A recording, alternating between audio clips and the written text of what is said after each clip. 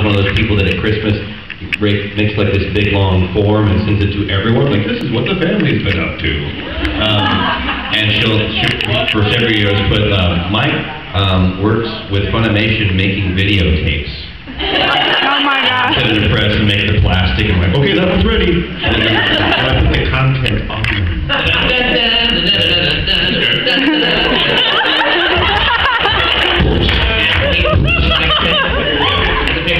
Glove, jumpsuit on, making videos. And then when I showed her what it was that I did, she, the same questions as like people who from my graduating class or whatever. So you like draw? No.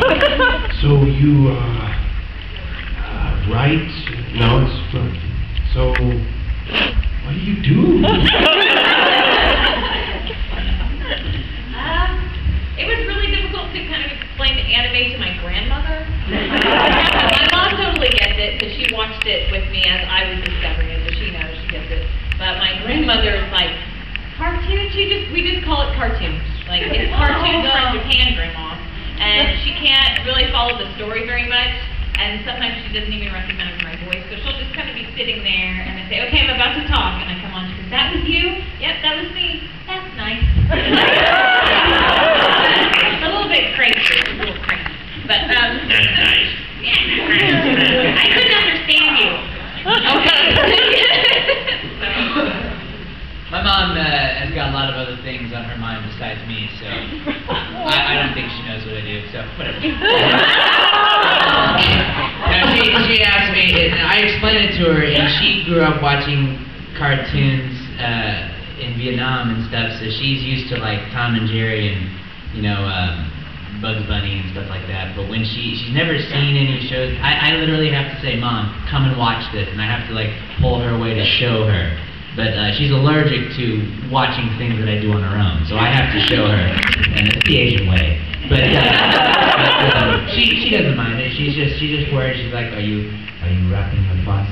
Are you paying your utility bill? Like it's always a lesson with my mom. So like I'm like, hey Mom, I just did this cool show. She's like, were you nice to the director? What? You have to ask me. So.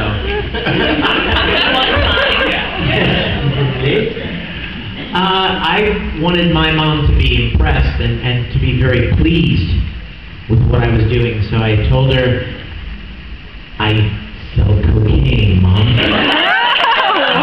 What? No, I do voice acting for anime. No, she's always, my mother, who happens to be sitting in the front row right now, she lives on the Eastern Shore of Maryland, and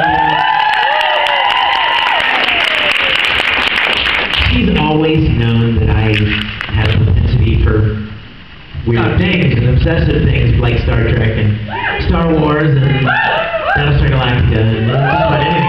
But so it's kind of funny because I kind of feel like I haven't strayed too far in all my life from things that I've always. When I was a little kid, I had a friend next door named Wayne Allen, and Wayne and I loved Speed Racer, and we would actually imitate the characters on Speed Racer. Who knew? You would imitate the characters? Oh? Yes. I would imitate the characters. I built them up life. And we would do all the fun with, all the stuff. But we never had a clue that it was anime or that it was from Japan. We just thought it was this weird, cool little thing. It was different from Scooby-Doo and Bugs Bunny, and it's so ironic to now be in this industry. A few years ago, actually sat beside, at the American Anime Awards, sat beside the voice of Speed Racer. Yeah. And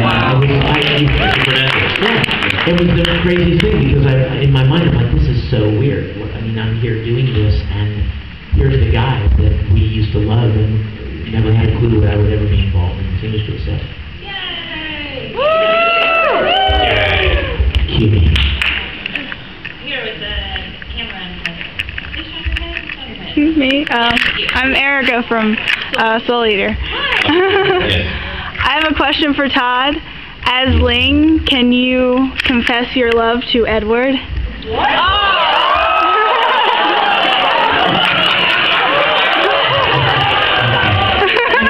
you want to say something?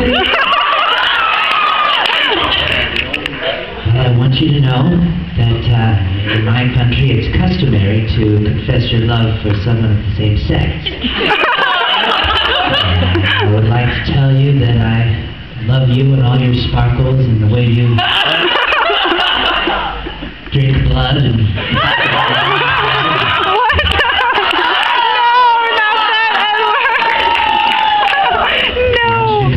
back to my kingdom when I become princeling of Qing. I want you to rule beside me as my queen. Before I consent, let's go back a little bit. You said sex. What is that? Oh God! Thank you. Thank you. When two people love each other, yeah. When two people love each other, they Facebook each other and become friends.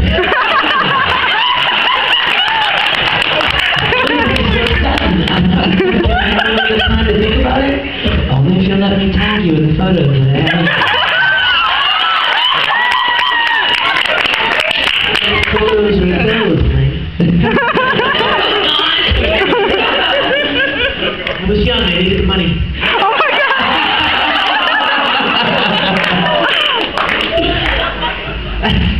Caitlin, quick question.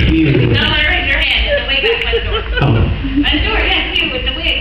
Give me pleasure. Yes, you. Okay.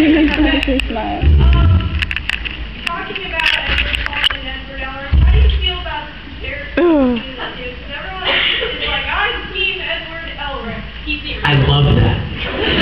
I love to say Team Edward Elric.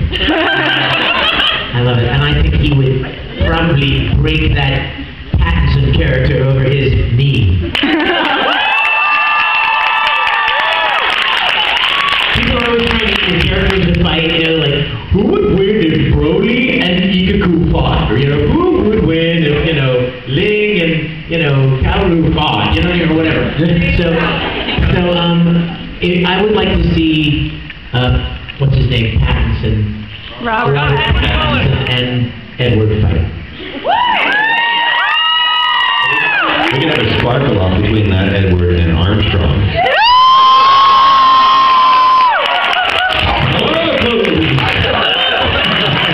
I'm supposed to sparkle, you are not. Behold my beautiful blood-drinking alchemy.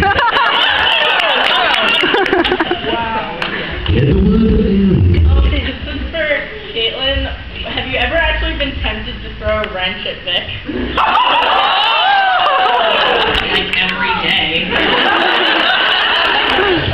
Okay, but when are you not? Yeah. I'm trying to think of how hard you'd have to throw that from Spain to hit him on the It hurt when it hit. I'd have to throw it to get it to like break through the two-pane glass in the booth directly. Like, that's wrong for the 80 millionth time. And blood everywhere. I got your soul, man.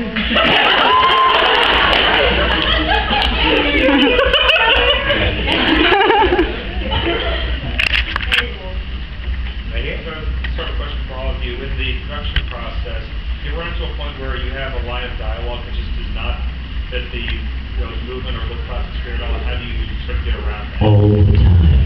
I change it. That's my job. Usually I go, I double check the translation. I see what the intent of the line is. I look at the animation. I see whether or not this is possible. Is this a speed up? Is this a slow down? Or is this something that we need to take another look at? So.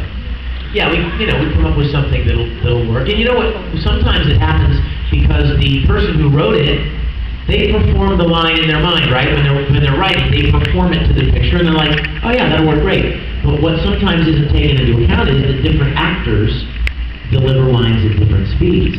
So, like, I know that when Caitlin was writing, what was it that you were writing? And I mean, if the writer is familiar with the actor, then they will write, kind of take into account, like, the way that Todd, might deliver the line. It might need a little bit more wording if he does it faster or